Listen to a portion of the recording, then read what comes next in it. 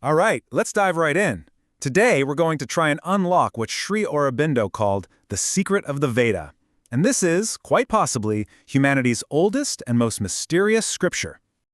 For centuries, most people have looked at the Veda and seen, well, a bunch of primitive hymns, kind of like early nature worship, right? But what if that's a complete misreading? What if, hiding just beneath the surface, there's a really deep psychological and spiritual map for our inner world?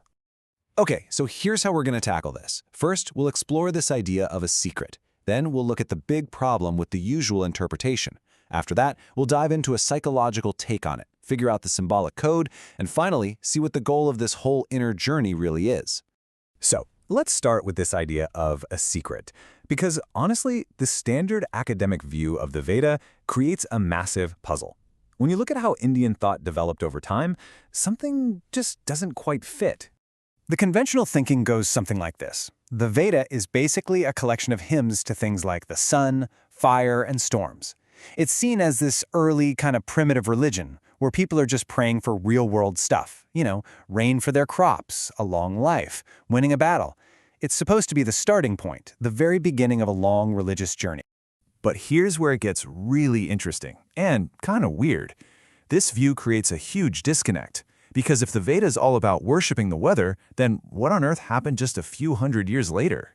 And this right here is the heart of the problem. You've got this massive, unexplainable gap, a huge gulf between the Vedas supposedly being about external stuff, and then these later texts, the Upanishads, which are like the philosophical core of Hinduism, being all about profound internal symbolism.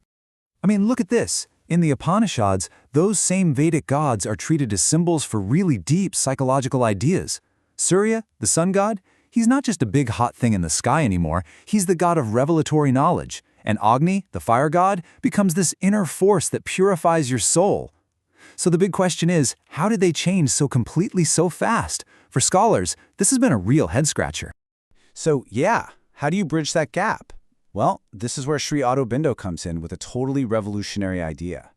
He basically says, what if there is no gulf to bridge? What if we've just been reading the Veda all wrong, right from the beginning? His proposal was that the Veda was never really about external nature at all. He argued it has always been a super sophisticated symbolic text about our inner life. Think of it like a record of a deep spiritual practice.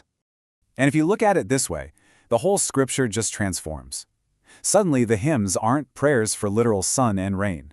They're a guide for an inner, psychological journey. The gods aren't out there. They're powers inside our own consciousness that we need to wake up. And the sacrifices, they're not just physical fire rituals. They're about inner dedication and consecration. This new way of seeing things applies to everything, even that famous conflict between the Aryans and the Dasyus. Aurobindo's take is that this was never some historical racial war. Nope, it's actually a symbol for the eternal battle that happens inside every single one of us.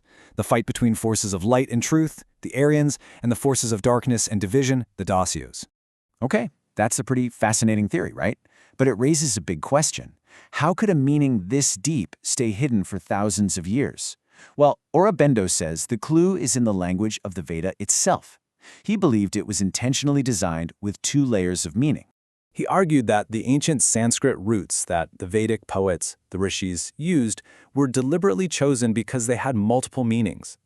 A word could point to a physical thing, like fire, but at the exact same time it pointed to a deep psychological idea, like inner will.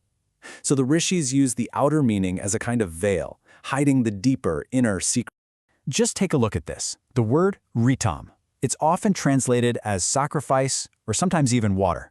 But Aurobindo shows that its consistent psychological meaning is truth, or divine law. And here's the magic. When you apply that psychological meaning consistently, whole hymns that seemed like obscure rituals suddenly transform. They become these luminous, totally coherent maps of consciousness. The text just clicks. It all starts to make perfect, profound sense. Okay, so if the Veda is a symbolic map, then the next question is, where is it trying to take us? What's the final destination of this inner journey?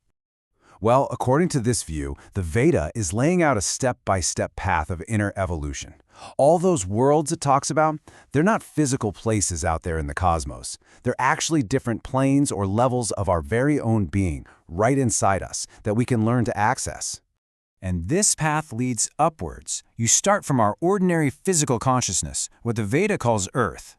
You move up through the vital plane, the world of our life energy, then into the mental plane, or heaven. But that's not the end. The ultimate goal is something even beyond that, a state the rishis called the vast. This is a supramental plane of pure truth consciousness. And reaching this state, this ritam, or truth consciousness, is the whole point of the Vedic journey. Imagine a state of being where there's zero conflict between what you know is right and what you actually do. Your knowledge and your will are one and the same. It's a state of total harmony with the divine order of things. And this, the Veda says, leads to a life of truth and even immortality. So really, the Veda becomes a practical manual. The goal isn't just to worship some gods up in the sky, it's to actually transform our human existence into a divine one, to bring all the power and harmony of that truth consciousness right down into our daily lives here on Earth. So, why does all this matter? What's the big takeaway from looking at the world's oldest scripture in this completely different way? It's this. By unlocking this psychological key, the Veda is totally reframed.